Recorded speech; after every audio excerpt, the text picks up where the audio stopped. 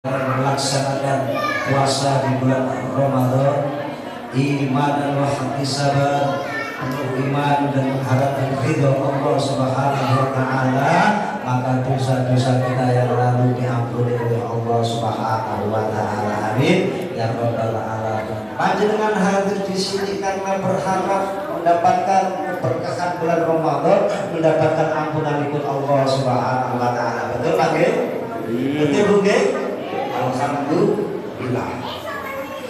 Bapak Ibu yang kami hormati, di awal-awal Ramadan bahkan sampai detik ini kita senantiasa diingatkan satu ayat Allah di dalam Al-Quran surat Al-Baqarah 183 yang tadi di mukadimah kami sempat sampaikan bahwa tujuan Allah mengingatkan kita semuanya supaya kula panjenengan sami menjadi orang yang mulia di sisi Allah Subhanahu wa taala, menjadi orang yang bertakwa di sisi Allah Subhanahu wa taala. Mudah-mudahan harapan Allah, harapan kita, munajat kita kepada Allah mudah-mudahan dijabah, benar-benar kita menjadi orang yang muttaqin, orang yang bertakwa di hadapan Allah Subhanahu wa taala. Amin. Wahai orang-orang yang beriman, ya ayyuhalladzina amanu, betul? Allah hanya panggil orang yang beriman, bukan Allah panggil orang Islam, orang Muslim. Yang jelas Islam pasti beriman, orang Muslim pasti beriman, tapi ini dilihat dulu, betulkah hatinya ini merasa iman pada Allah? Maka Allah hanya panggil, hai orang-orang yang beriman, diwajibkan kalian semuanya untuk berpuasa, sebagaimana Allah wajibkan pula pada orang-orang sebelum kita, la'allakum tattaqun, agar menjadi orang-orang yang bertakwa kepada Allah Subhanahu wa taala. Bapak Ibu yang kami hormati, awal-awal selalu kita diingatkan satu ayat. Tadi yang saya sampaikan ayat Allah 183. Maka di sini saatnya Allah panggil pula, Allah ingatkan pula dengan ayatnya surat Al-Baqarah 110. Allah ingatkan di tengah-tengah kita di dalam bulan Ramadan, panjenengan semuanya akan diingatkan oleh Allah ayat 110 atau 110 di dalam surat Al-Baqarah. Aqimus shalah wa atuz zakat.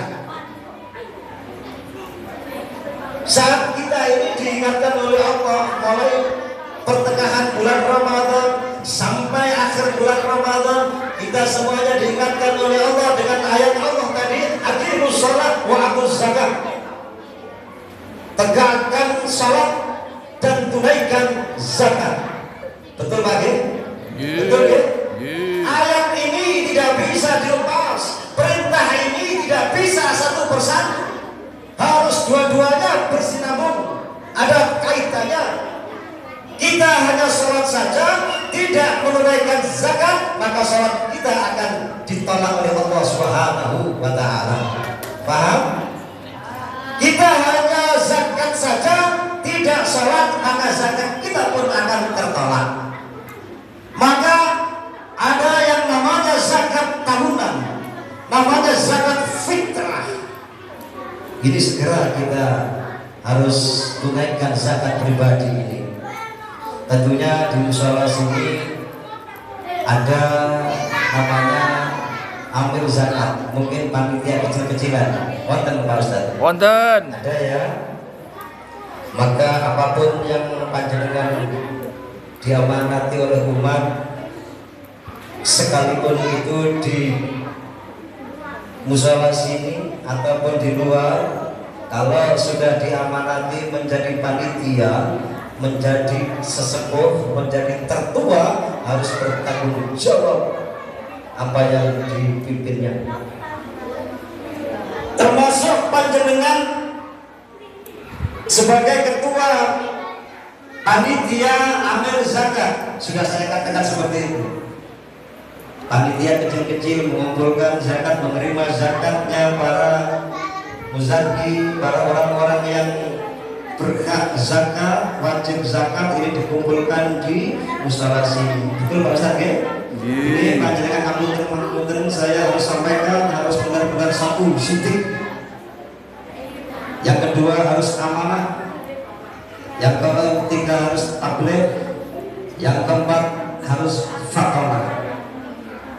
Saya ulang, ini tidak berlaku hanya di musyawarah saja. Siapapun yang menjadi pimpinan itu harus 4 perkara ini harus ada di dalam hati kita. Harus sidik, jujur, benar, perkataannya baik, ucapan dan perilakunya harus jujur dan benar. Benar dan jujur ketika kita melaksanakan sesuatu sehingga umat ini percaya. Paham?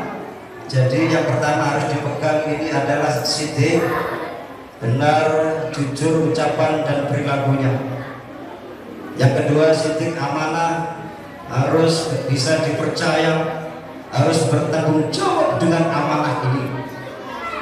Jadi termasuk panjenengan diberikan amanah oleh umat, harus jujur, harus amanah, harus bisa bertanggung jawab atas amanah yang diembankan oleh panjenengan.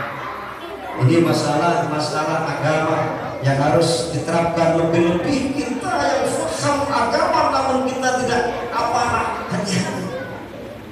Jauh lebih besar dosanya, jauh lebih besar pertanggung jawabannya di hadapan Allah Subhanahu wa taala. Paham? Paham ya? Itu yang ngerti agama. Kalau nggak ngerti agama, nggak ngerti hukum, nggak ngerti aturan, mungkin pertanggung jawabannya tidak seberapa. Namun ketika kita paham dengan aturan agama Allah, aturan dengan agama, aturan negara, namun kita sendiri yang melanggar, hati-hati. Pertanggung jawabannya jauh lebih besar, dosanya pun begitu jauh lebih besar dibandingkan orang yang tidak paham. Yang ketiga, sidik amanah tabligh. Apapun yang panjenengan diamanahi, sampaikan. Namanya tabligh itu menyampaikan informasi, menyampaikan sesuatu yang harus disampaikan. Tidak boleh dipegang sendiri, tidak boleh disimpan sendiri, harus diumumkan. Yang keempat singkatnya amanah tabligh fatonah, harus cerdas. Jadi pemimpin harus cerdas, sehingga memutuskan sesuatu itu cerdas. Ada solusi bagaimana yang terbaik. Ini namanya fatonah, harus cerdas. Bisa membaca situasi, bisa membaca lingkungan, bisa membaca apa ini yang harus kita kerjakan. Itu namanya cerdas. Itu pemimpin. Termasuk di sini ada amil zakat, harus 4 perkara ini dipegang. Ini tidak berlaku di situ saja, termasuk yang imam ini harus 4 perkara. Jangan kamu udah jadi imam itu 4 perkara ini harus ada di dalam hatinya. Ucapan kita ini apa benar, kemudian kita berani ngimami, bertanggung jawab benar. Bacaan kita ini apakah sudah bagus, berani ngimami. Hati-hati. Kalau masih ada yang lebih, maka yang lebih ini disuruh. Kemudian yang perkara apapun, karena imam ini juga pemimpin, kemudian semuanya nanti akan dimintai pertanggungjawaban di hadapan Allah. Jadi kullukum ra'in wa kullukum mas'ulun. Semuanya apa yang menjadi pimpinan nanti akan dimintai pertanggungjawaban. Siapakah yang dipimpin, bagaimana, ini harus. Maka ini tentunya harus disampaikan, hati-hati terkait masalah ini. Jangan mudah untuk menerima amanah. Kalau hati kita tidak amanah, lebih baik dada, lebih baik kita lepas daripada kita juga dimintai pertanggungjawaban yang lebih daripada yang ada di dunia.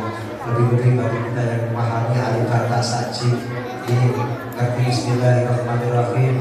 Ini hati-hati, jangan menaikkan ayat Allah. Ayat Allah adalah ayat sakral. Semuanya apa yang diperintahkan oleh Allah tidak ada yang sia-sia, semuanya sakral ketika kita mau melaksanakan dengan sepenuh hati. Bapak Ibu yang kami hormati, maka saya tekankan ayat yang namanya perintahnya Allah, aqimus shalah wa atuz zakat. Jangan dipisah. Salat oke, sanggup pada Allah. Bapak Ibu yang kula hormati, wajib hukumnya panjenengan mengeluarkan zakat. Kenapa? Karena jauhipun Kanjeng Nabi ibadah puasa kita selama bulan Ramadan. Manakala kita belum zakat, maka masih menggantung antara langit dan bumi.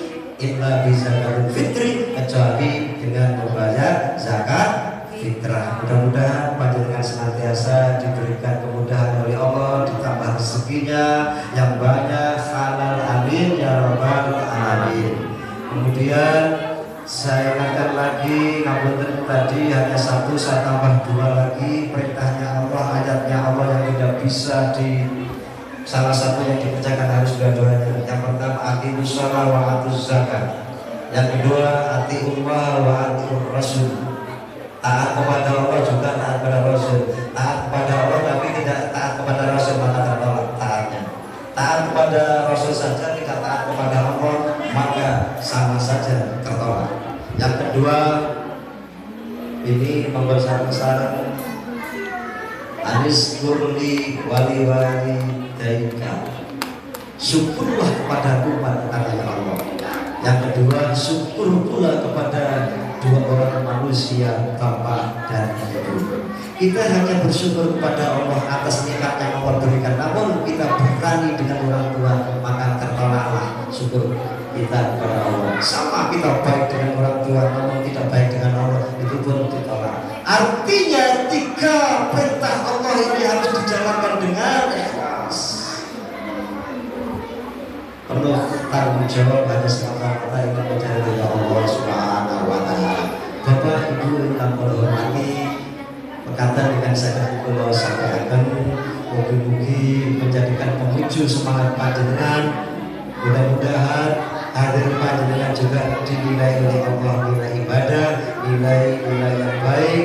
Mudah-mudahan panjenengan diberi kekuatan zahir wa batinan sehingga bisa melaksanakan ibadah puasa di bulan Ramadan ini sampai akhir nanti. Tetap sehat, panjang umur, amin amin amin ya rabbal alamin. Demikian yang saya perlu sampaikan, Bapak Ibu jamaah salat Isya